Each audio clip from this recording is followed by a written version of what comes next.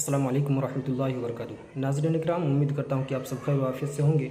जैसे कि मैंने पिछले वीडियो में बताया था कि मैं एक ऐसी किताब के ऊपर वीडियो बनाने के लिए जा रहा हूँ जिस किताब का नाम है नूरानी कायदा, जिसका मकसद और जिसका पर्पस सिर्फ ये रहेगा कि हम कुरान करीम को तजवीद और मखारिज के साथ पढ़ना सीखें। तो चलिए आइए शुरू करते हैं वीडियो को। अऊज़ु बिल्लाहि मिनश शैतानिर रजीम बिस्मिल्लाहिर रहमानिर रहीम। नाज़रीन इकराम, ये है नूरानी कायदा जिसको आप देख रहे हैं। इस नूरानी कायदा के सबसे पहला पेज से हम शुरू कर रहे हैं कि इसमें क्या लिखा है। जैसा कि आप देख रहे हैं कि सबसे ऊपर लिखा है खैरुकुम मन तअल्लमल कुरआन व अल्लमा।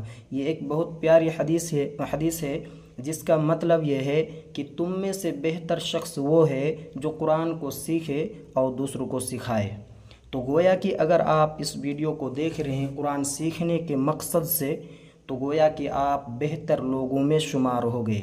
और ये बीच में इस किताब का नाम लिखा हुआ है जिसका नाम है नूरानी कायदा, और नीचे एक कुरान शरीफ की एक आयत लिखी हुई है, वरत्तिलिल कुरआन तरतीला। इसका मतलब यह है कि कुरान को ठहर ठहर कर और तरतील के साथ पढ़ो। चलिए हम आगे वाले पेज में चलते हैं।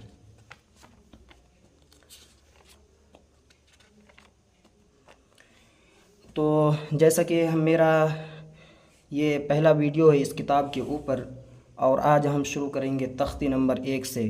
तख्ती नंबर 1 में लिखा है मुफरदात। हम मुफरदात को समझने से पहले हम औज़ु बिल्लाह बिस्मिल्लाह से शुरू करते हैं। अऊज़ु बिल्लाहि मिनश शैतानिर रजीम बिस्मिल्लाहिर रहमानिर रहीम।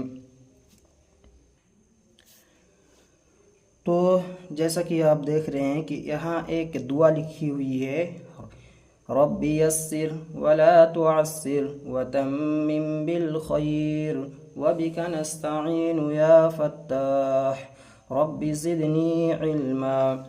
इसका मतलब, इसका तर्जमा यह है कि ए मेरे रब, तू मेरे लिए इसको आसान बना दे, वला तुअस्सिर और इसको मुश्किल ना बना, वतम्मिम बिल खैर और मेरे लिए इस काम को तू खैर के साथ, भलाई के साथ मुकम्मल फरमा। वबिका नस्तईनु या फत्ताह और मैं तुझ ही से मदद मांगता हूँ, या फत्ताह ए खोलने वाले, ए हर मुश्किल के दरवाज़ों को खोलने वाले। रब्बि ज़िदनी इल्मा, ए मेरे रब मेरे इल्म में इजाफ़ा फरमा। इस दुआ में इंसान अल्लाह ताला से कामयाबी, भलाई, मदद और अपने इल्म में इजाफ़े के लिए पढ़ता है।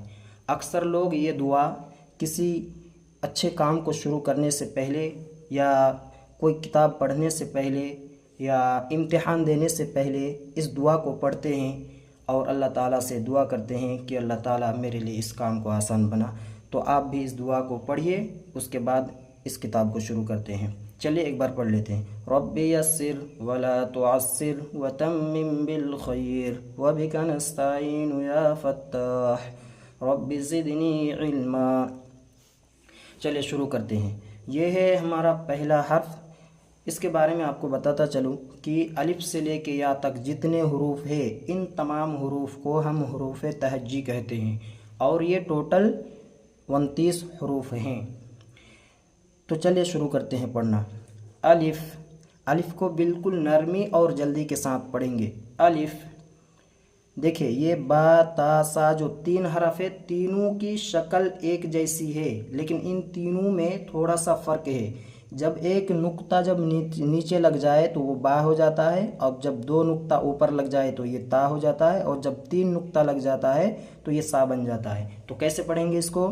बा। इसको अच्छे से अदा करने के लिए हम दूसरा तरीका इख्तियार करते हैं। अब, इब, उब, बा, ता, अत, इत, उत, ता, सा, अस, इस, उस, सा, जीम, अज, इज, उज, जीम, हा, आह, इह, उह, हा, अख, इख, उख। आप बीच में देख रहे होंगे कि यहाँ इंग्लिश में लिखा हुआ है पुर, यानी आपके लिए आपके आसानी के लिए मैंने इंग्लिश में यहाँ लिख दिया है कि पुर, यानी पुर का मतलब होता है मोटा करके आपको अदा करना है, मोटा करके पढ़ना है। यानी जिस हरफ में भी ये लिखा रहे आप समझ जाइए कि उस हरफ को हमको मोटा करके पुर करके पढ़ना है। तो कैसे पढ़ेंगे? ख, अख, इख, उख, ख, दाल, अद, इद, उद, दाल, ज़ाल, अज़, इज़, उज़, ज़ाल, रा, अर्र, इर्र, उर्र, रा, ज़ा, अज़, इज़, उज़, ज़ा। यहाँ आप देख रहे होंगे कि यहाँ मैंने इंग्लिश में लिखा हुआ है सीटी, यानी ये इस सीटी लिखा है, इसका मतलब आप समझ जाइए कि ये हर्फ जो है इसको सीटी जैसे बना के पढ़ना है। यानी सीटी की आवाज़ जहाँ से निकलती है उसी तरह से वहीं से ये सीटी जैसे आवाज़ बनाकर इस हर्फ को अदा करना होगा। जैसे ऐसे क्या करते हैं ना, सीटी जैसे जहाँ से जिस जगह से सीटी की आवाज़ निकलती है वहीं से अदा करना है।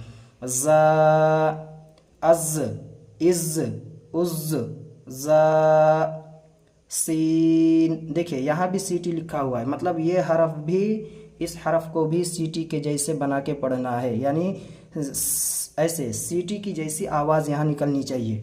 अस, इस, उस, सीन, शीन, अश, इश, उश। ये जो है बड़ी शीन है, इसको थोड़ा सा मोटा करके पढ़ना है, और ये इसको जो है क्या कहते हैं, थोड़ा पतला करके पढ़ना है। तो इसको कैसे पढ़ेंगे? शीन, अश, इश, उश, साद, अस, इस, उस। देखिए यहाँ सीटी भी लिखा हुआ है और यहाँ पुर भी लिखा हुआ है इसी हरफ के नीचे, यानी इस हरफ को सीटी के जैसे भी बनाना है और मोटा करके भी पढ़ना है।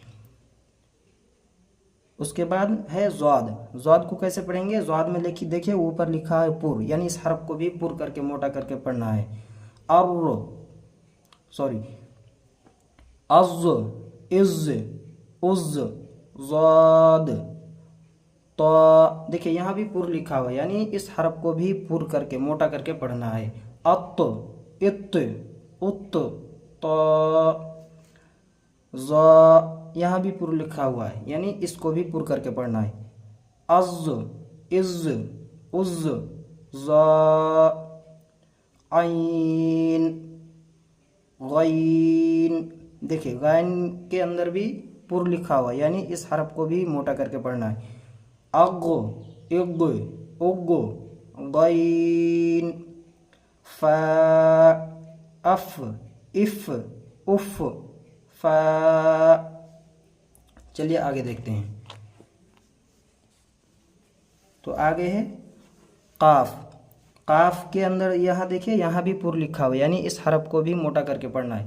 अक, इक, उक, काफ, काफ, अक, इक, उक, काफ, लाम, अल, इल, उल, लाम, मीम, अम, इम, उम, मीम, नून, अन, इन, उन, नून, वाव, हा, अह, इह, उह, हमज़ा, या। आप मैंने जिस तरह पढ़ा आप इसी तरह आप प्रैक्टिस कीजिए, इंशाअल्लाह ताला आपके लिए आसानी होगी और इस तरह आप जल्दी से मखरज के साथ इस हरफ को अदा करना सीख जाएंगे। देखिए यहाँ लिखा है नुक्तों की पहचान। ये जैसा कि मैंने आपने वहाँ बताया था शुरू में कि एक नुक्ता जिसके नीचे हो जाएगा वो बा हो जाएगा, दो नुक्ता अगर किसी हरफ के ऊपर आ रहा है तो वो ता होगा, तीन नुक्ता आ रहा है तो वो सा की पहचान है, एक नुक्ता अगर आ रहा है ऊपर तो वो नून की पहचान होगी, और दो नुक्ता अगर किसी हर्फ के नीचे आ रहा है तो वो या की पहचान होगी। तो यहाँ देखिए यहाँ इम्तिहान लिखा हुआ है, यानी आपसे इम्तिहान ले रहा है कि अलिफ बा ता सौ जो आपने पढ़ा तो उसको, उस हरफ को आप पहचान पा रहे हैं कि नहीं, इसको उलट पलट करके यहाँ दिया हुआ है। तो चलिए देख लेते हैं इसको कैसे पढ़ते हैं। ता, तो, ता, सीन, शीन, साद, हा, हा, खा, क़ाफ, ज़ाल, ज़ा, ज़ाद, ज़ा, अलिफ, आइन, नून, बा, फा, गैन, या, जीम, मीम, लाम, दाल। देखिए अब तख्ती नंबर 1 का थोड़ा सा और रह गया, इसको पढ़ के मुकम्मल करते हैं। जैसे मुरक्कबात में मिले हुए हरफों की शक्लें, यानी मुरक्कबात किसको कहते हैं, हम मिले हुए हरफों की शक्लें यहाँ बताया जा रहा है कि अलिफ बा ता सा जो है जब किसी हरफ के साथ मिलकर आता है, जब किसी हरफ के साथ में जब आता है तो उसकी शक्ल अलग हो जाती है, वो कई शक्लों के साथ आ सकती है। तो किस हरफ की कितनी शक्लें हैं, किस हरफ की कितनी फेस है, वो यहाँ पे बता रहा है कि जब दूसरे हरफ के साथ आता है तो वो अपना शक्ल बदल कर भी आते हैं। तो किसकी कितनी शक्ल है वही चीज़ यहाँ पे लिखा गया है।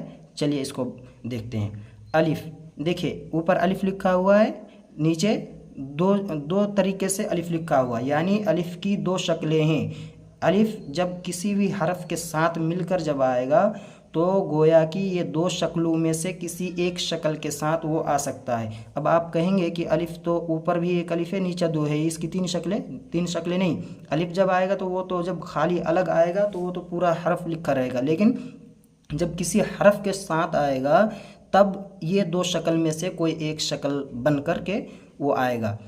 अब बा देखिए, बा की भी दो शक्लें हैं, एक शक्ल ये, दूसरी शक्ल ये, यानी बा जब किसी दूसरे हरफ के साथ आएगा तो ये दो शक्लों में से किसी एक शक्ल के साथ वो आएगा। ता देखिए, ता की तीन शक्लें हैं, यानी ता जब किसी हरफ के साथ आएगा तो ये तीन शक्लों में से किसी एक शक्ल के साथ आएगा। जीम, जीम की एक ही शक्ल है, जब भी किसी हरफ के साथ मिलकर आएगा तो ऐसे ही शक्ल उसका रहेगा। दाल, दाल की एक ही शक्ल है, दाल जब किसी हरफ के साथ आएगा तो वो अपना शक्ल इस तरीके से आएगा, इस तरीके से अपना शक्ल बना के आएगा। आइन, आइन की दो शक्लें हैं, देखिए पहली शक्ल ये, दूसरी शक्ल ये। जब आइन किसी हरफ के साथ मिलकर जब आएगा तो ये दो शक्लों में से किसी एक शक्ल के साथ, किसी एक रूप में ये दिखाई देगा। फा की भी दो शक्लें हैं, पहली शक्ल ये, दूसरी शक्ल ये।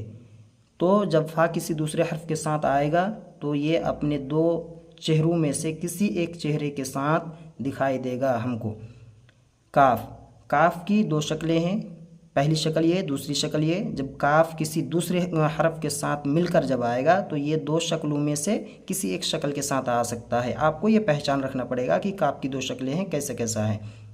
लाम की दो शक्लें हैं, देखिए पहली शक्ल ये, दूसरी शक्ल ये, यानी लाम जब किसी दूसरे हर्फ के साथ आएगा मिल करके तब ये दो शक्लों में से किसी एक शक्ल के साथ आएगा। मीम की भी दो शक्लें हैं, पहली शक्ल ये, दूसरी शक्ल ये। नून की भी दो शक्लें हैं, पहली शक्ल ये, दूसरी शक्ल ये। हा की तीन शक्लें हैं, यानी हा जब किसी हर्फ के साथ मिलकर आएगा तो ये तीन शक्लों में से किसी एक शक्ल के साथ आ सकता है, कोई भी शक्ल इख्तियार कर सकता है, किसी एक शक्ल के साथ आएगा। हमज़ा की दो किस्में हैं, दो शक्लें हैं, यानी पहली शक्ल ये, दूसरी शक्ल ये, यानी ये इसका रूप है, ये अपना फेस बदल कर हरफ के साथ आता है, कभी इस शक्ल में आएगा, कभी इस शक्ल में आएगा। या की दो शक्लें हैं, या पहली शक्ल ये, दूसरी शक्ल ये। या जब किसी हरफ के साथ आएगा तो ये अपना चेहरा बदल कर, अपना फेस बदल कर आ सकता है इन दोनों में से किसी एक शक्ल के साथ। तो नाज़रीन किराम, ये तख्ती नंबर 1 मुकम्मल हुआ।